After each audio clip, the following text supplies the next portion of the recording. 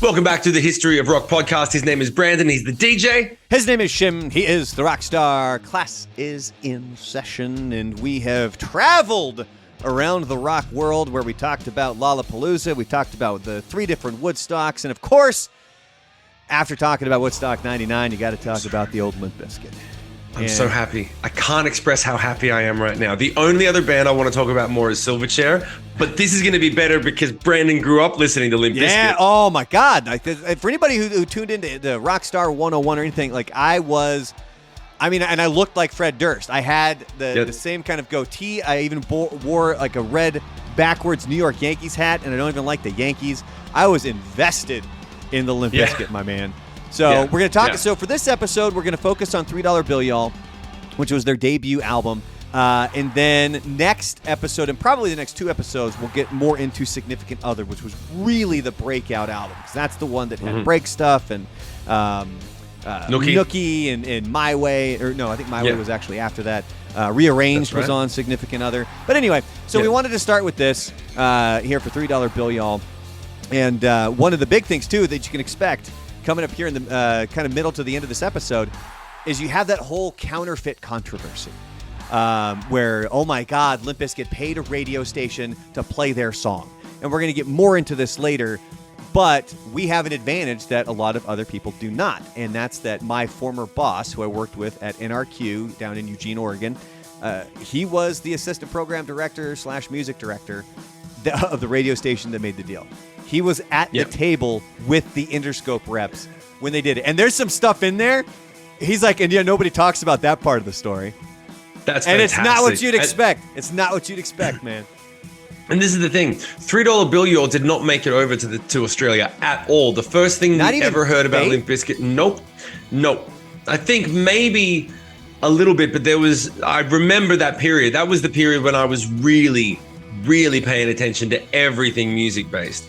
And the first thing was Nookie. And when Nookie came out, it blew up 100%. But I think it was because on $3 Bill Y'all, they were still kind of an indie grimy band. Nookie was the first time was like big video, big production. We're going to blow this band up. It was off the back of $3 Bill Y'all where they went, okay, this band's popping. We're going to blow them up. But the sound and the look of the first record was not nearly as highly produced. It was grimy and indie sounding. Yeah. So we're going to start off here with the members of the band. Obviously, you have Fred Durst. He is on lead vocals. You have John Otto. He was on drums. Sam Rivers was the bassist. Wes Borland, the guitar player. And then, of course, on the ones and twos, Mr. DJ Lethal, which I can bring this up now because I don't think we're really going to cover Chocolate Starfish and the hot dog flavored water, at least not right now. There's the outro track on that album, and it is fucking hilarious. I love that, yeah. It's Ben Stiller. Do you know which one I'm talking about? Where he's like, I know it, and I love it. Oh my God!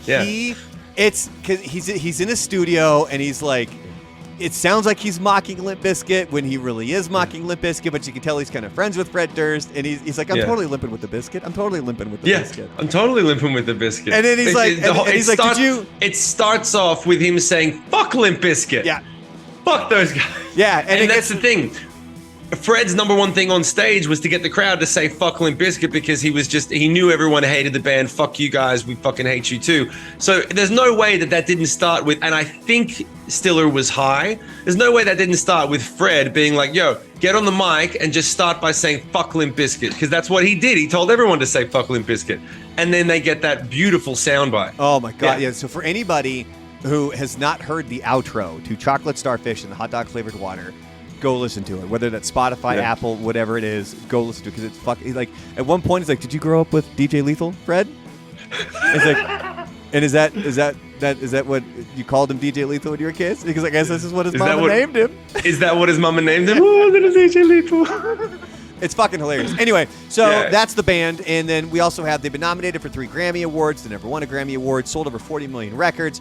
Released 26 different singles, and then they also won. They've won other awards other than Grammys. Some of the ones of note are like the Billboard Music Award for Top Modern Rock Artist in 2000, and also the Billboard Music Award for Maximum Vision Award for Nookie in 1999. Maximum Vision. Yeah. See, that's the thing. If people ever wonder, like, why does Fred Durst the way that he is? Why does the band not give a fuck if anyone likes Limp Bizkit? It's because they sold 40 million albums. when they sold albums. I mean, you could tell that he was like that to begin with. Like the way he was calculated, man. Yeah. But he was a businessman. Yeah, that's why people hated him. That's why people. The reason that artists fucking hated him was, I think we talked about this last week. They just didn't like that a businessman beat them in their own game. He just took all these parts. He just took all the parts. It was like when you saw Limp Bizkit for the first time, you were like, yes, that's what we want. That's exactly what is happening right now.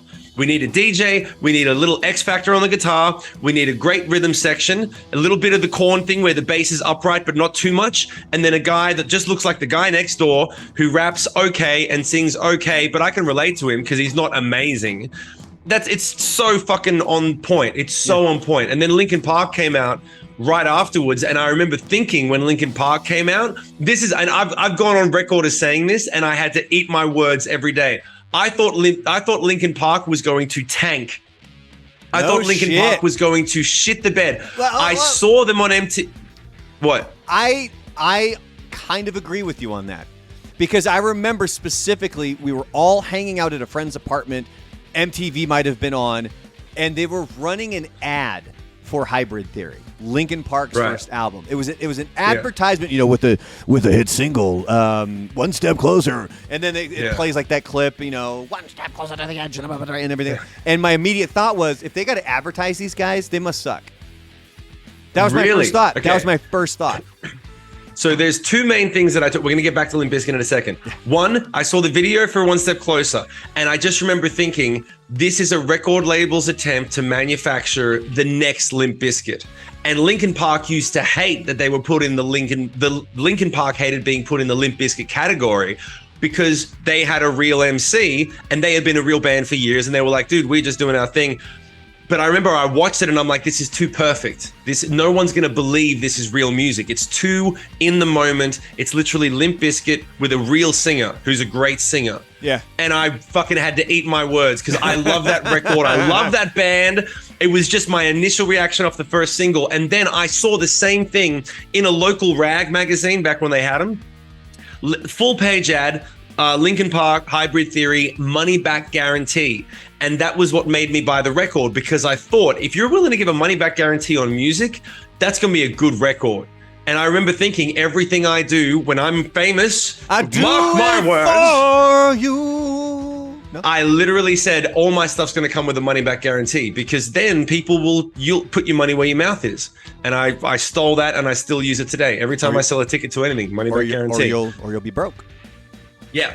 Limp Bizkit, back to it. Before Limp Bizkit, Durst played in other bands such as, and by the way, I don't know any of this information, Split 26, Malachi Sage, Malachi Sage, I don't know, Malachi Sage, and 10 Foot Shindig. Wow. Sam Rivers was the bassist in Malachi Sage, and Durst told him, you need to quit this band and start a band with me that's like this, rapping and rocking. Rivers remembered his cousin John Otto for the drums. Recommended. Sorry, my bad. I'm fucking trying to roll with it.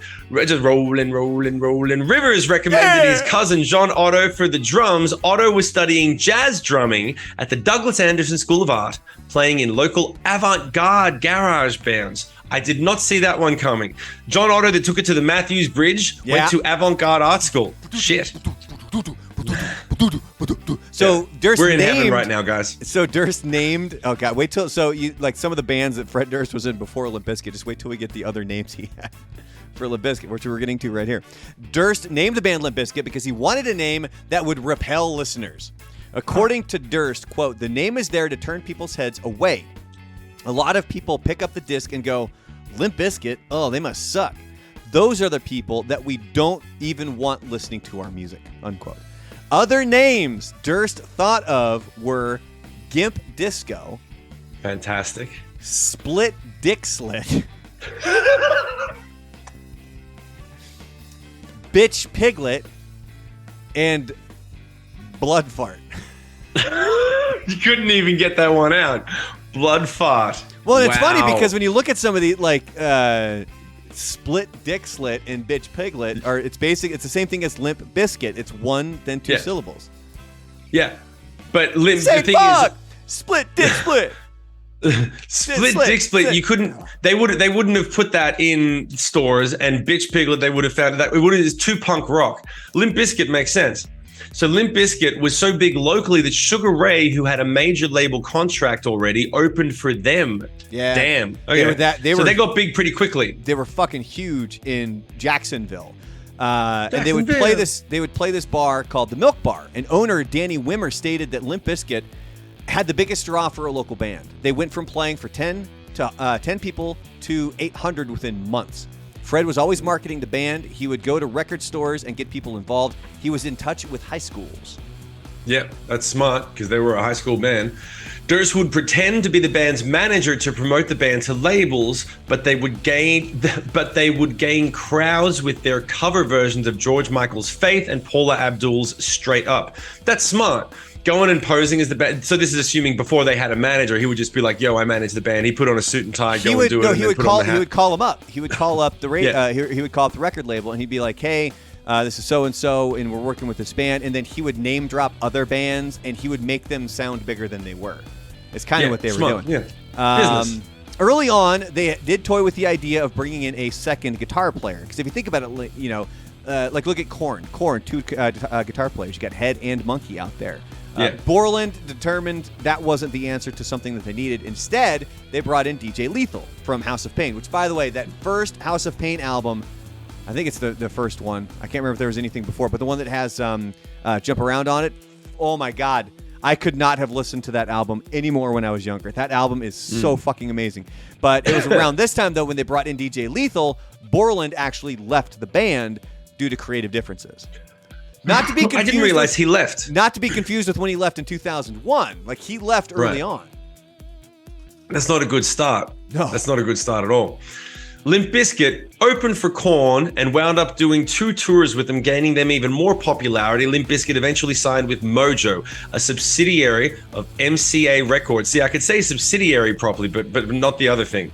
While they were on their way to California to record their first album, they wrecked their van. As a result of the near-death experience, Durst was able to make amends with Borland and get him back in the band. Well, isn't that bromance 101? That's lovely. Well, there was a dispute with Mojo, and Limp Bizkit ended up signing with Flip, a subsidiary of Interscope Records. Fieldy of Korn was able to persuade producer Ross Robinson to listen to the band's demo, although he didn't actually listen to it until his girlfriend convinced him, like, hey, this is worth. Because Ross Robinson, kind of a big guy you'll get from this next little tidbit here. But that was always one of the big stories, is that Limp Bizkit opened for Korn, and Fred Durst was also a tattoo artist. Not the best tattoo artist. And, and I should know off the top of my head, I think it was Head or Fieldy who he tattooed. And they're like, his tattoos sucked. But the music was good. And then that's kind of how they became friends. And Robinson, had produced Korn's first 2 albums and Deftones' Adrenaline, among many others. That's a nice resume. The mood and tone set in the studio by Robinson allowed the band to improvise a lot. One of those improvisations ended up being on the album as last track, Everything. By the way, I am not familiar at all with $3 Bill Y'all. I never really listened to it. Really? I listened to never got into it. I listened to it once and I was like, the production's not as good as Significant Other. And I would just go back to Significant Other. Poser. Fucking poser. 100%. I didn't wear a fucking hat, bitch. You're a poser. So despite the success of the live performances of Faith, Robinson, he didn't want them to put that on the album. However, they were able to convince him with a final version that they had done, which had heavier guitars and drums, along with DJ Lethal on the ones and twos. Or like he's. Could you imagine? Was Faith the first hit, or was Counterfeit? Counterfeit was the first single. Faith came after that. And we're obviously going to get to that here in a little bit with all the Counterfeit stuff. But yeah, I mean, that like imagine not having that.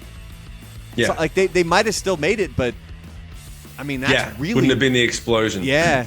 So in 1997, they had unfavorable reviews. The first reviews of Limp Bizkit were unfavorable, shock, while they were on tour with Korn and Helmet, including Milwaukee Journal Sentinel music critic John M.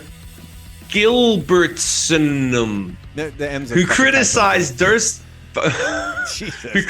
Durst's performance, stating, The one attention-grabbing moment of Limp Bizkit's rap thrash show was when the lead singer expressed a desire for gay men to be stomped, which isn't remotely rebellious. It's just puerile. Great set of fucking reviews. Oh, and this goes right into this next one here. So later that year, they toured with Faith No More, and they had difficulty with the Faith No More fans. The group's guitarist, Roddy Bottom, said, that guy Fred Durst had a really bad attitude. He was kind of a jerk. I remembered he called the audience, it's an F word that rhymes with maggots, at one show when they booed him. Not a good scene. Jesus. Yeah, so he was, all right. So he was infamous before he was famous. Yeah. Oh, now here's the good time. This is the good stuff. So this is when we get to talk about the album, The Counterfeit Controversy. And so this is one of those stories that the more that I looked into it, and I got to speak with Al, which was great catching up with him. He was a great boss for my time. I was there a very short time in Eugene. I was there less than a year. But I listened to Al growing up on KUFO. He was the midday guy, and he's got that radio voice, and he's fucking hilarious. He was just a great boss to have. And it was even better when I got to hear stories from him. Like, he would tell me, so he was the one that when I would talk about, or I would ask him about Lane Staley, like, what was Lane Staley like back in the day? Because Al went through all of that stuff. Like, he was there at that time working at the radio stations. Like, when he and I were talking about this stuff, I mentioned that we started with Mother Love Bone, and he's like, oh, yeah. He's like, dude, I remember going and seeing Mother Love Bone back in the day. He's like, multiple times they would come through. He's like, checking him out. Like, that's a dude we need to just bring on and talk to. Because I'm sure, to do several episodes. Al, if you're listening to this, we definitely want you to come on, man, because he's got 100%. Stories for days. So he was the assistant program director / music director for KUFO in Portland, Oregon. That was the big rock station. It doesn't exist anymore. It's no longer around. It's the death of the rock radio station in the United States. Like, that's why I think the people in El Paso for KLAQ, I don't think they realize how lucky they have it, because there are not a lot of rock stations like that around anymore.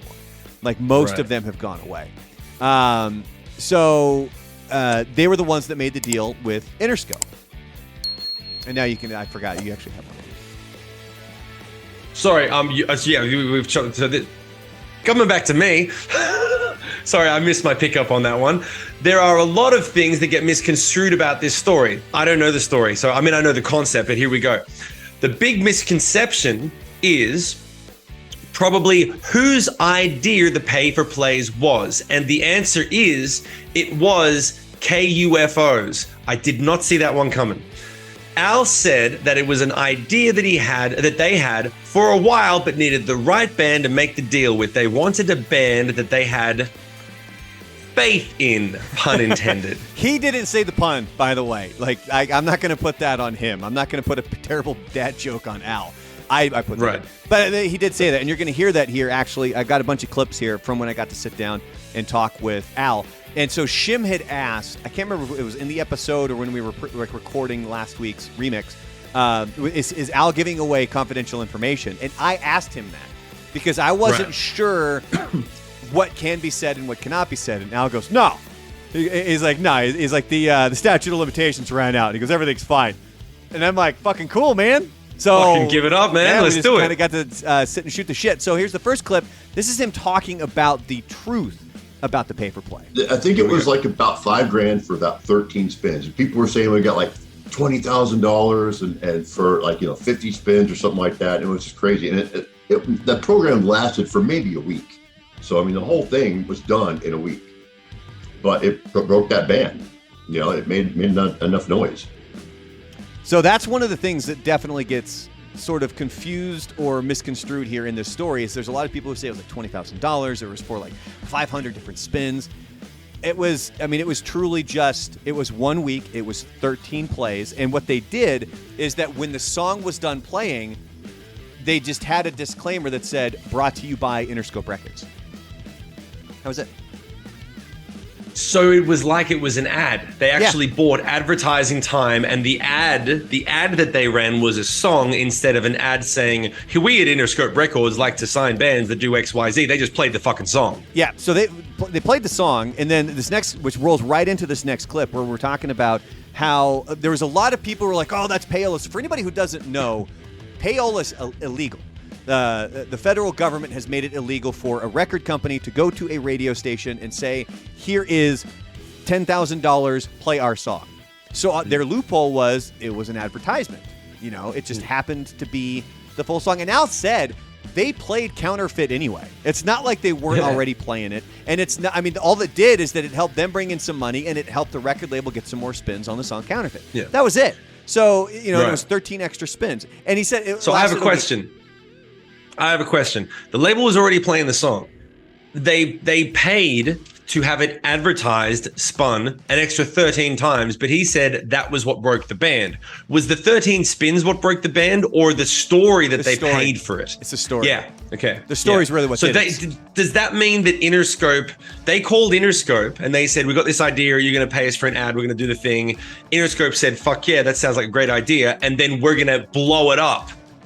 And we're going to advertise it. We kind of get to that a little bit here. So the next thing, this next clip with Al, he's talking about sort of the gray area there, because that's where a lot of people thought like this was super shady or this was illegal and they should have been doing it. It's because there was a lot of gray area. And he flat out says right out of the gate in this clip, he's like, there was no gray area because we made sure that there was not gray area here. Yeah. And then he goes into talking about sort of the record label, radio station relationships that have been there. That aren't exactly on the level. We made it ungray because we made it super bright. We shined a light on it. But for years, it's always been all the flyaways you see on the radio. Here's a trip to go see the Sick Puppies. The Sick Puppies paid for that.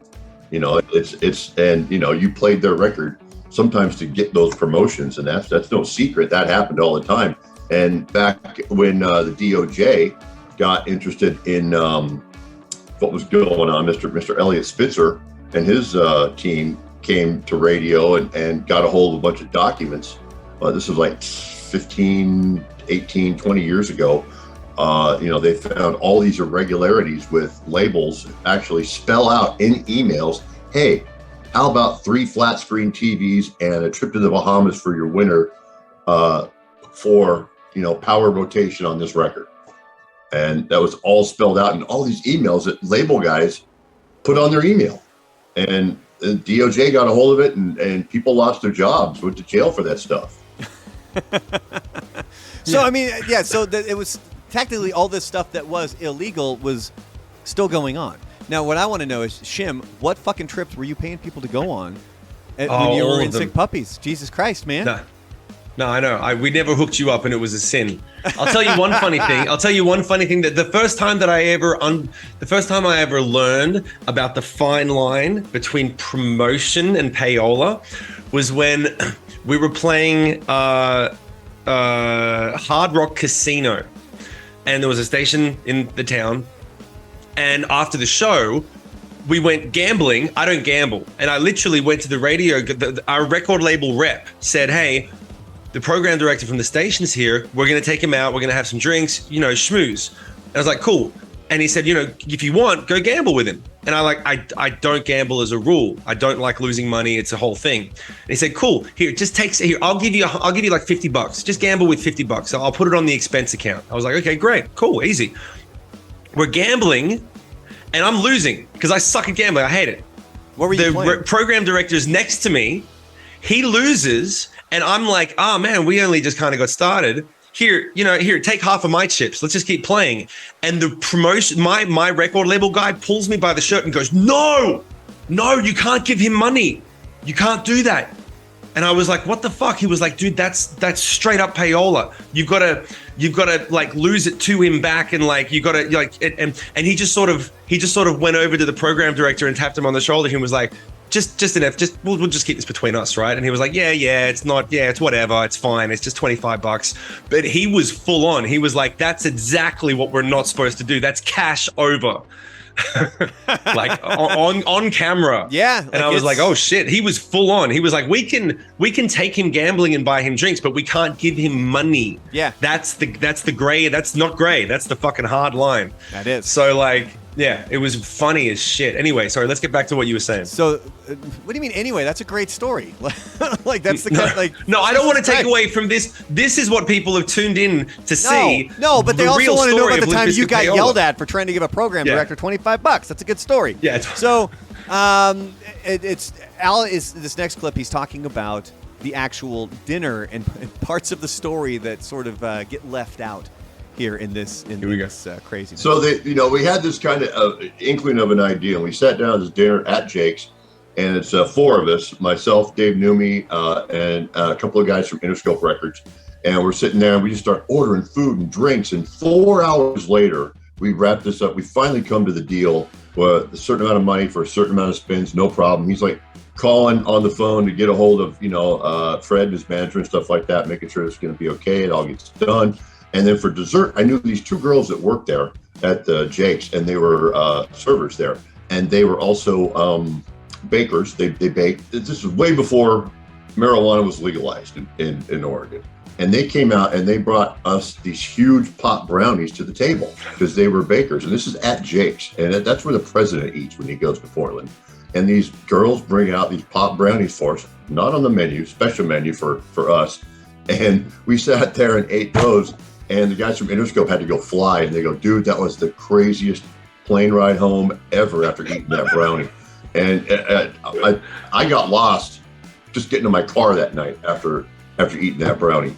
But everything got done, and we showed it the next day at work, got it all done, and it was crazy. And you would never see that at a restaurant back then, pot brownies being brought to the table. But I thought that was so rock and roll, and that was never mentioned in any of the stories. So he wanted. Is that what upsets him? He's like, yeah. He Clearly, that's what bothered Al, is that nobody talks about the pot brownies that were delivered that night. I mean, no one talks about how we were cool too, man. We fucking rocked it, man. So obviously, the pay for play worked. The radio station got the money. The label got the spins, and it got the notoriety for Limp Bizkit, whether good or bad. So I asked Al, did you ever do that again with another band? After we did it the first time, it was all of a sudden, that was like the call you'd get, hey, do you want to do this with this band? And it was one of those things, it's like we looked at it, obviously. We weren't really trying to develop that as a program, as a business model. We just wanted to try it, see if it would work, see if, everybody said, oh, this will never work. And we just were kind of being smart pants, I don't know. But afterwards, nothing really fell into place. We really believed in Limp Bizkit. We believed in that product. Otherwise, we wouldn't have tried it. So it wasn't just, hey, let's pick a band that we can try this with. It's got to be something that we both wholeheartedly, myself and our PD, Dave Newmy, wholeheartedly felt that we could get behind. It wasn't going to be something that we did that we didn't believe in, because our main goal was to make the station sound good, and always was. And we weren't going to just grab a piece of crap song to get the money and play it. And that was one thing that it never fell into place like that again. And we just didn't feel like doing it, going through the trouble. Oh, and something else that he had mentioned that I don't have necessarily a clip for is that I guess country radio jumped all over this aspect of the pay for play, where they did it a few times. But like he said there, he's like, it never really fell into place. Again, it's just it ran its course. We did it with Limp Bizkit, and then that was about it. Didn't it get made illegal afterwards? Didn't they write new rules afterwards? I don't think so. I think it was. So you could still do that now. I could go to KLAQ. Oh, buy now advertising now time I'm not 100% sure. And now I'm not in radio, so I don't really care. That's not anything that's on my radar. That's not on my radar. However, but that really does speak to Al's spirit. The fact that he did a great business move. It wasn't a douche move, but it really was a little bit of a poke to the system of being like, yeah, we're gonna fuck this little bit up. We're gonna fucking stir the pot and break the rules, but not quite. But he did it from a place of, we believe in this band. We're gonna try to break the band. We're gonna do the right thing. That's what radio is supposed to do, or at least what it says it's supposed to do, is support new music, help break artists that really do, but people believe have a career. That's literally what it is designed to facilitate, as well as its advertisers. Make advertising money, but also you've got the platform. Use it. Break new bands. Take a few risks. That's real, and that speaks to Al's character a lot. Yeah, they don't do that anymore. Radio does not break. Not anymore. New artists at this point. But I do have a clip of Al talking about the last time that you were in town when he got to hang out with you. Oh, my really? Best to Shim, man. It's great seeing him doing stuff. Last time he was here, we went down to downtown Eugene here. He was doing a show with the Sick Puppies, and we had this thing called Sick Puppy Saturday or something like that. And after the promo, we went down, and there was a girl sitting in our area downtown with a sign that said "Free Hugs." And so, Shim was like, "Hey, I know that." And so he went and introduced himself to her, and she was like, "Oh my God, you're the Free Hugs guy." And that's where she got it, was that Free Hugs thing that Shim had done. That's sweet. No, I remember that. Yeah. Every time someone has a free hug sign, I make a point of giving them a free hug and make a thing. Because that was, especially by the time the last time I saw Al, that video was 8 years old by that point. The fact that people still remember is really dope. But yeah, I love Al. Bless. If you're listening, man, let's do it again sometime. I'm telling you, we got to have Al on, man, because he's got to have stories for days. I mean, he was always so cool to talk to ask questions about, stuff the way that it was back in the 90s and especially the grunge movement, being up in the Northwest. Like, he was there for all of that shit. Yeah, 100%. All right, so coming back to Limp Bizkit back to my pickup. The album $3 Bill, Y'all, was met with minimal response. All music writer Stephen Thomas... Stephen Thomas wrote, "They might not have many original ideas, but they do the sound well. They have a powerful rhythm section and memorable hooks, most of which make up for the uneven songwriting." I actually would agree with a lot of that. Yeah. So despite the minimal response, though, Durst was appointed Senior Vice President of A&R at Interscope. So this gave him the power to basically find and sign new bands, which led to this issue with the one that always comes to my mind is Taproot. Are you familiar with this story? I know Taproot. I loved their first album. This song is a poem to myself. Fucking love that album. I didn't know that Fred Durst was involved in that. I knew Puddle of Mud and Stained. That was it. So Taproot felt the deal wasn't a good one. It said that Taproot would make 3 songs for Interscope. If the label liked the songs, they would give them a full record deal. If they didn't like the songs, Taproot would not be signed, but Interscope would keep the rights to those songs. So I'm asking you, as an artist, does that deal sound that outrageous to you? No, it sounds like... No, it doesn't sound... The idea of the label owning the rights to something they paid for is like, well, duh. Like, they're not going to give that shit away. I've had deals at the very beginning of my career where usually what they would do is they would say, hey, we're going to pay for you to record some songs. Here's a proper studio. Here's 5 days. Here's a producer, $15,000 up front. And then at the end of it, you could easily negotiate and say, well, if you decide you don't want to release them, we want them. And if you don't give them to us at the end of it, we're not going to sign. And most labels would say, well, if we don't want it, we're not going to do anything with it anyway. Fine. Let's just roll the dice. Mm-hmm. So the band could have easily turned around and said, no, we want to negotiate that point. No, but the idea, that's very typical stuff. Taproot, you go in, you say, we like the band, go and record the songs, because a band live is very different to a band on recording. People never understand that sometimes bands sound great live that just doesn't translate on record.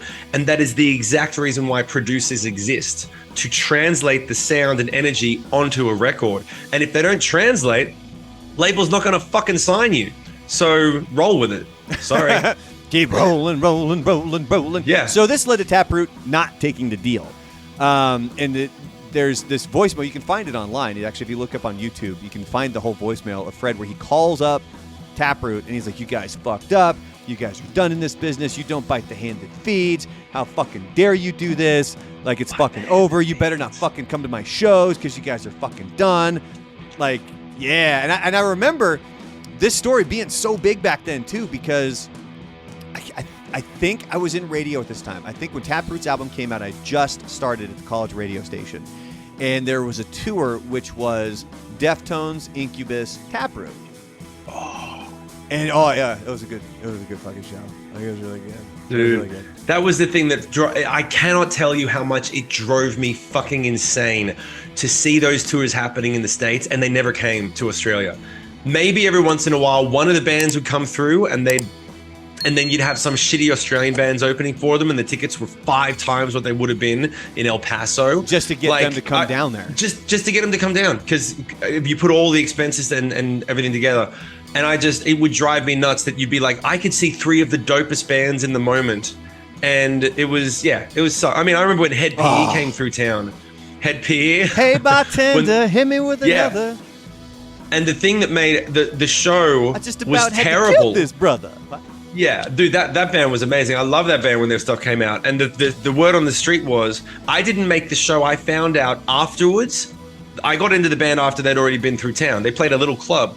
But the infamy was, he nearly died on heroin out the back of the club because he got some drugs from someone. The club was in King's Cross, it's where you go to get drugs. But the stuff was too strong for him. They were like, yeah, in Australia, we just have... apparently they have straight heroin. Like, they don't water it down as much as they do in the fucking ghetto that he came from. So he got his normal heroin and nearly fucking OD'd because it was real shit instead of the watered down stuff that he's used to getting. And the funny thing is that the owners of the club and the dealers took pride in it. They didn't go, oh no, we might have fucked up. They were like, fucking Yankees can't handle their heroin. Shit, fucking can't handle the heroin, chopping up their food like a bunch of fucking babies. Yeah. Limp Bizkit continued to tour and even headlined the Ladies' Night in Cambodia club tour, in which they offered free tickets to women. This successfully increased the band's female audience, of course. I'm telling you, the marketing and everything that they did, it was spot on. They did well. So their cover of Faith ended up getting heavy radio play. This earned them a spot on Ozfest. And yes, we are going to cover Ozfest. So what I'm thinking we'll do here is that once we're wrapping up with Limp Bizkit in the future, when we're going to do Significant Other, from there we will jump to Ozfest, cover that, and then we'll go back to Korn, from which Korn we will then move into Family Values, which leads right into your next little note. And after Ozfest, they took a break from the road, eventually performing on Korn's Family Values tour. Yeah, I still remember the ads that MTV ran. They had a whole special that was about the Family Values tour, because I believe it was Korn, Limp Bizkit, Ice Cube, Rammstein. I think Orgy was on that one as well. What a great tour, man! They were doing a giveaway for it. It was a trip to Europe for like a Family Values experience, and it's so funny because in the ad they even talk about, we're going to give you a camcorder and a VCR so that you can record and relive your memories. It's like, oh, that's awesome. But the way that the ad started out, it's like an old 1950s style sort of cartoon-looking thing where they're talking about how, could you hand me some corn? Or would you like more corn? Well, no, I'm actually a little full, but my drink could use another ice cube. And then the kid's like, oh, I don't want this biscuit. It's limp. And, and the whole... I think I remember that, actually. It still sticks out to me this day, that exact commercial. So Durst... he ended up directing a video for Faith, which I think a lot of the footage was shot for the one that ended up making the airplay on the Family Values tour. Because he recorded a first one. He did a first one. He didn't like it, so he did a second one, which was kind of a tribute to some of the tour mates like Primus and Deftones and Korn, which I think was the one that was pretty heavily involved with the Family Values tour. And I used to refer to that. I used to refer to Fred Durst when when I directed the Free Hugs video.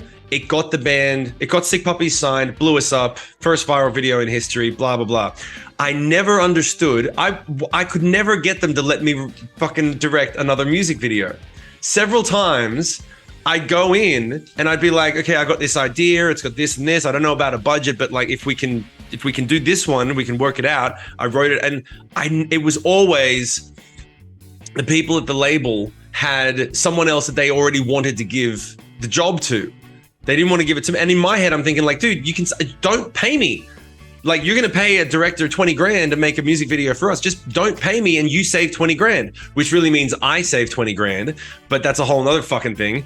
But they literally were like, no, we've got our people that we owe favors and we outsource to this and that. And we've got our thing. Like, I kept telling them like, dude, Fred Durst makes all the videos for Limp Bizkit. They're great. He has a vision. I have a vision. They would never connect the dots. And I'm like, dude, so I can do one. I can do the one that was the biggest video the band ever had, but when it comes to doing it again, I could never pull it off. I never fully understood why. Back to the biscuit. Yeah! Borland stated in an interview that George Michael hated their cover of the song and hates us for doing it. Well, what do you think? Like, seriously, their song had no real musicality to it. George Michael is one of the greatest singers and musicians. That intro, that down. Yeah, no, come on. Like, I get what it was. I guess it would be nice if I could touch your body. I know this not is the thing that has got I a body never like understood. me. Where But I did the gotta yodeling think come twice. from? What? Please stop. Before I Where give did my the- heart away. No, And you're not I singing know it all the correctly. games you Because play. this was the thing that always freaked me out. Because I play When he would come up, Oh, he when would I sing need with some- this yodel. He would sing with the yodel. And I would always be like, why does everyone think this guy's hardcore? Why does everyone think he's so masculine? Because he would sing, "Well, I touch your body." He would have this whole, "I can let everybody." He would like do a yodel up to the top part of the note all the time. And I was like, where the fuck is this shit coming from? And everyone has just stopped watching because both of us just poorly sang Faith. You for longer than we should have. What? On this date, July 1st, 1997. Hold on. Before we get to the on this date, I want people to comment below what you really thought of my version of Faith. Thumbs up. Go ahead and comment on what you thought of Brandon's version of Faith. Let's. Okay, so on this date, July 1st, 97, god damn, $3 bill y'all was released. Do you say $3 bill or $3 bill y'all? I say both. I was working on a short that I at the beginning. Oh, it's the one that we did where we talk about which one has Janine Lindemulder on the cover. Yeah. And the first time I say $3 bill, and then after that's $3 bill y'alls. I mean, it's. I've heard people also say it $3 bill y'alls because there's technically a dollar sign after the. Oh, okay. But here's the thing. That where did that title come from? We didn't talk about that at all. Where did it come from? I thought I had that in there. So basically, his whole thing again was kind of like, how do we turn people away? Like the kind of people that would see this and be like either shocked or disgusted, and then are like, this band must suck. Those are the people we don't want listening to our music. We want the people who are going to see it and they're going to be like, oh, I'll give it a shot. Right. It was kind of the so same everything was thing. designed. It was kind of the same thing with the band name. Yeah. Isn't that amazing that that's the exact opposite, the 180 opposite of how everything's done now? It's like, I need to figure out how to get people to look at me and how do people like me. But and his it whole worked. thing was, how do I make people fucking hate me? And that and would work now. And they're still performing at fucking Lollapalooza to gigantic ass crowds, man. Yeah, dressed like that. Fuck. Yeah. There you go. You can take the first one here on this. On this date, Hong Kong was returned to China after 156 years of British rule. So we're going to deep dive into the politics of those years. Kidding. Yeah, we're just joking. We're not going to really be doing on this date anymore because that's kind of what we're doing with the remix. So rather than trying to double it up, we're just going to wrap up these episodes as is. As far as continued education, there's a lot of stuff on YouTube that you can find that have a lot to do, that go even more depth on some of the smaller stories here, like the crash that happened when they were driving their van and how Borland ended up coming back to the band and after stuff like that. But we're already running over, so let's wrap up this episode.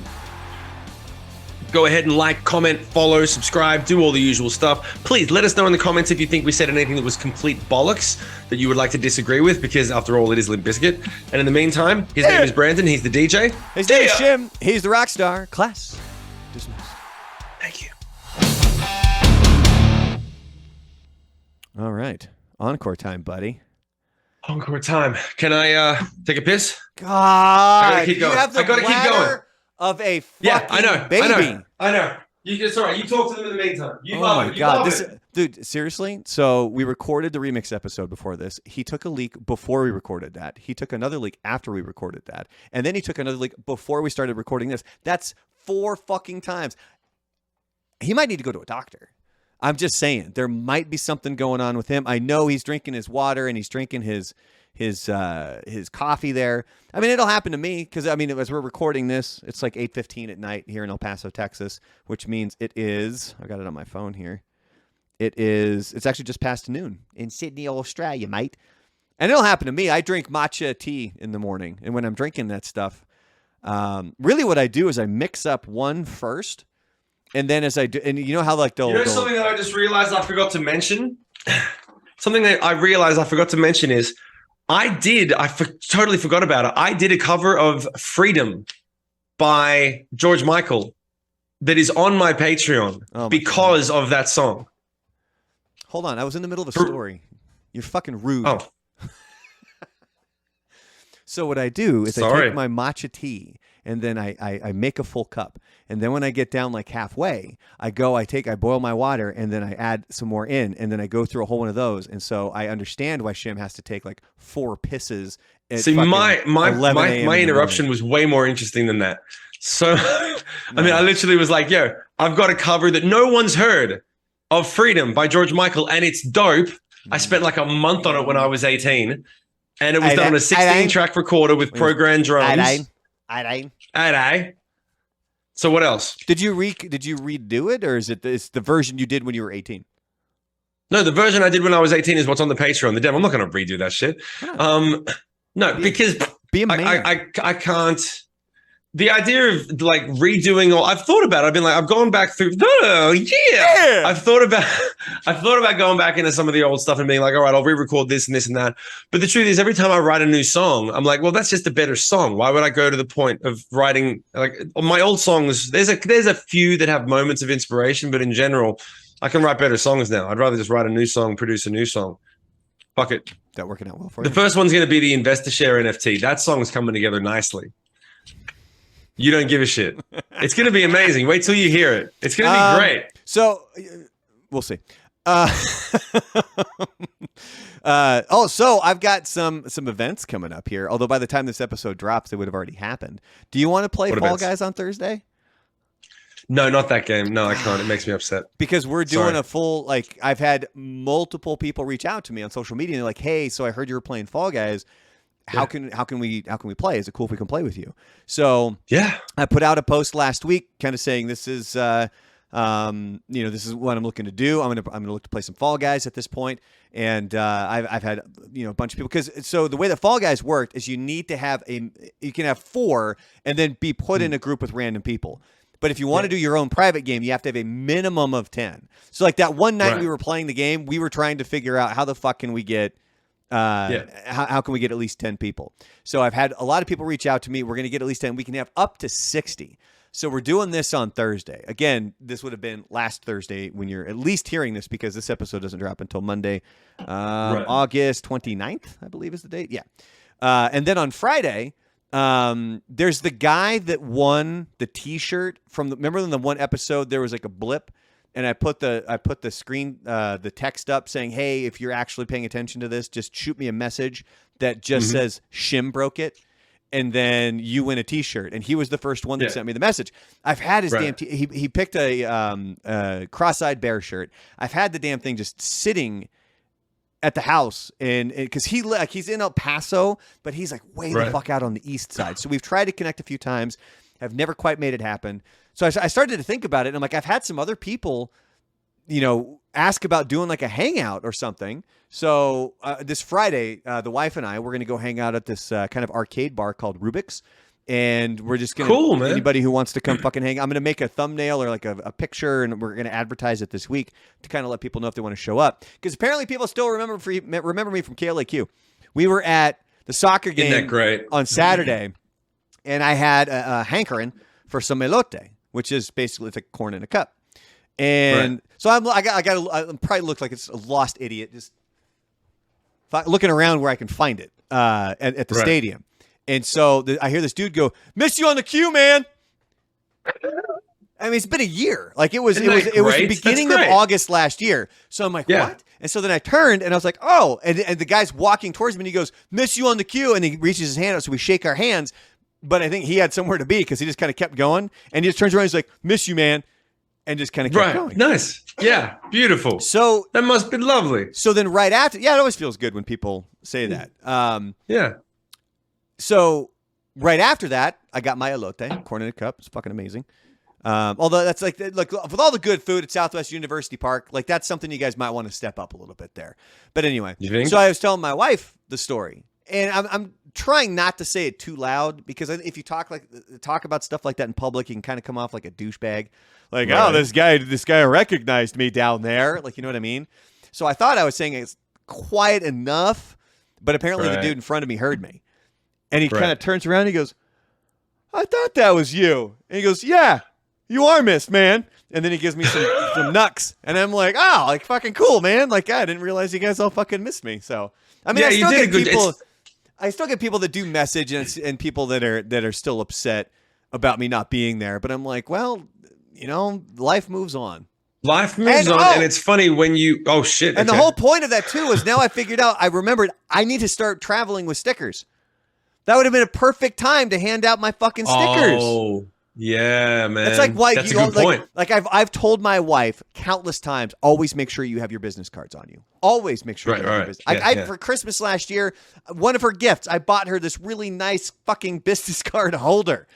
So I want to make sure, and I'm the fucking idiot that I've had these two guys recognize me, and I didn't have any merch to give them. So that's also kind of one of the things for this Friday is I can go hand out the merch. One thing you can do, which I do with Investor Share, is you put a QR code in your photos, and then you can just go to your photos and be like, yo, scan this, and it'll take them straight to the YouTube page or wherever you want to take them. And they can just go, oh, cool. And they do that. They save the link, and they're like, yeah, I'll check it out later. Yeah. And that's kind of like a business card. Yeah. Yeah, but I was in that moment where I was like, fuck, I should have had my stickers with me, man. I got to remember the amount of things. Do you know the amount of fucking times that I wonder if Fred Durst had been on stage and he just would have been like, ladies, I want to tell see what's always know, man. What? And they just would have been like, yeah. Oh, probably been like, oh, today's. Like, yeah. But like, you couldn't understand. You could mistake that. Like, I remember seeing, did I tell you about what I used to do when I was on tour with Nickelback? What? Did I tell? Look at this photograph. Would you take photographs? I remember Chad would be up there, and it was the same shit every night. Like there was the same song, same shtick in between the things. And so before a couple of he had this thing like maybe 4 or 5 times during the night, he would say like, I think it's about time we pick this show up. What do you say? And he would always have that same inflection, or he'd be like, I think we got to do one for the ladies, guys. What do you say? And they'd go, yeah. And I was like, dude, there was times when I'd be walking at the back and I'd hear like, what do you say? And I'd be like, yeah. And I'd be like, oh, it doesn't matter what he said. He just has to say, what do you say? So I swear to God, there were times when I would do this and I swear to God, no one ever picked up on it. I'd finish a song and I'd be like, oh, fucking, there's an up tempo coming up on the next song. And I go, I think it's on the bone zone to go down now. What do you say? And they go, yeah. And I would literally just speak gibberish and they would fucking do it. It wouldn't matter what I said. They would just fucking go crazy.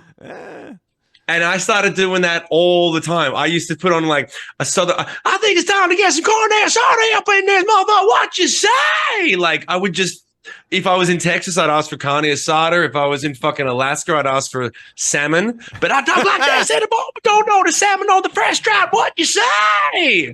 Every fucking time. And they wouldn't know what the fuck I was saying. The only people who could tell would be the band of the crew. And they'd be like, I wonder what he's going to fucking say this time. But so the band of the crew, did they know? Like, yeah, he's just up there bullshit. Yeah. Yeah, because there was a couple of times like I used to be, I ripped off Chad and I'd be like, I think it's time to pick it up. What do you say? And the crew would go, oh, they're going into that song. And then one time I went, a song, what do you say? And the crew guy came up, he was like, did you just say some random shit? And I was like, yeah, you noticed? It was like, yeah, but that's only because I see you every night. They fucking went crazy for that. I was like, yeah. And so I started, and then it became a joke on tour. Oh my God. There was a whole fucking run where I did that. And then I realized that it might be you need to write a song called What Do You Say? What do you say? Oh. What do you say? What do you say? Yeah, that's what I should do. That's a good story, man. All right, we got to wrap up though. We got to wrap it up. Coming up next week, we're going to get to Limp Bizkit Significant Other. It's probably going to take 2 episodes. And be on the lookout for the remixes and all that fun stuff. Make sure you're checking out the socials. A lot of good traction. And the shorts. The shorts are doing really well, man. I had one that I did about Disney's American flags that got like 14,000 views in an hour. So it's pretty pleased about that. Awesome. Pretty pleased about that. So yeah, go like our shit at The Real Brandalorian. Like I've got people commenting on my YouTube now. They're like, I'm just commenting now before you make it big because this channel's amazing. And I'm like, yeah, you might be trolling, but all right, I'll bite. That's nice. That's nice. Look, as much as I know, look, I have all the confidence in my work ethic. I have all the confidence in my work. There's still a part of me that's always just like, really? Like, you think you're going to make really, it that, like you're really going to make it that big? Like, you're really going to be like, how far do you really think you're going to take this social media stuff? How far do you really think? You within your head is saying this? Oh, yeah. Like, look, and there's a reason I bust my ass at it. Like, this is the shit that I'm working on fucking hardcore. I'm getting to 2 videos done every single day. And one usually with you, which we can use to promote History of Rock, and then one some more to some other tidbits. I've got the live streams that I'm doing with my buddy Alan and Frank and Twitchy, and So I mean, and like shit, like I gained 100 subscribers last week on YouTube, which I'm able to kind of look at how it was when I was running OG Life's social medias. And less than 2 months into OG Life, getting 100 subscribers in 1 week was fucking unheard of. Like that didn't happen for months. So to get that now is a nice big leap. But there's still this part of me that's like really, like, you've worked in radio for 20 years. You kind of made a name for yourself. You were really good at what you did. But like, do you really think you're going to become this big social media or YouTube something? There's that part of me that thinks that. And then the rest of me just has to be, shut the fuck up. Like, I'm going to keep doing this. Yeah. You know? Yeah. Well, I think sometimes that voice is good if it keeps you motivated, if it keeps you on edge. It definitely, and there's a lot of things that even right now that are fucking motivating the shit out of me. So yeah, that's great, dude. No, I have the same thing where I'm like, well, there are 2 things that come up when that shit comes to me where I haven't dealt with that for a long time. My ego was off the chain when I was younger. I just believed. I just had absolute. I was shocked. I would truly be shocked and insulted when someone would question that I was going to be a successful rock star. I really fucking was shocked. I'd be like, and the reason was logical. This is the weird thing. I never looked at them like, oh no, I'm amazing. You just don't. I literally would look at them. I'm like, how do you know?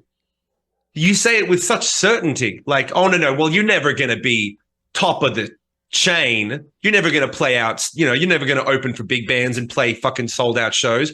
But like, how the fuck do you know? Why would you say that? And I would always be like, that's you and your shit. I'm doing my thing. I'm going to fucking die trying. But the idea that you can say like, oh, no, you can't, like, what? There's no basis.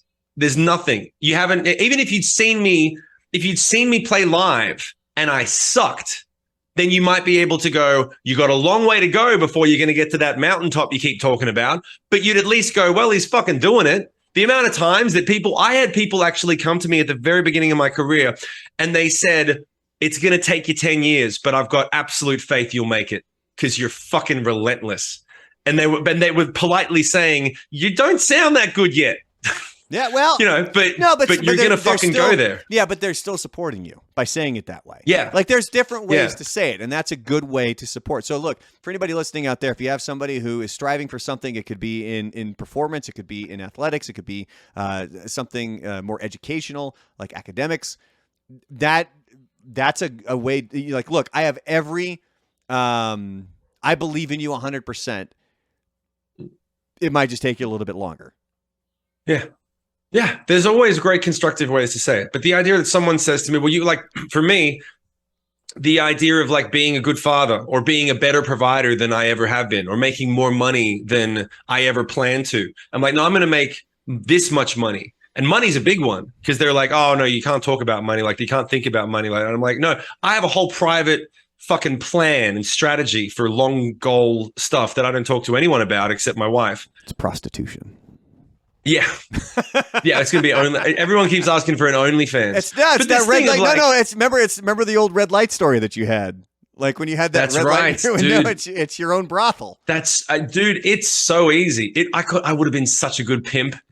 I would have been such a good pimp. Oh no, you weren't the pimp. You'd be the whore. I'd be both. Look, just watch me on stage one time. I am both. Oh, shit, we really got to wrap it up. It's an hour. Fuck. Yeah. God damn it. All right, we'll see you guys later. Thank you very much. Peace out, everybody.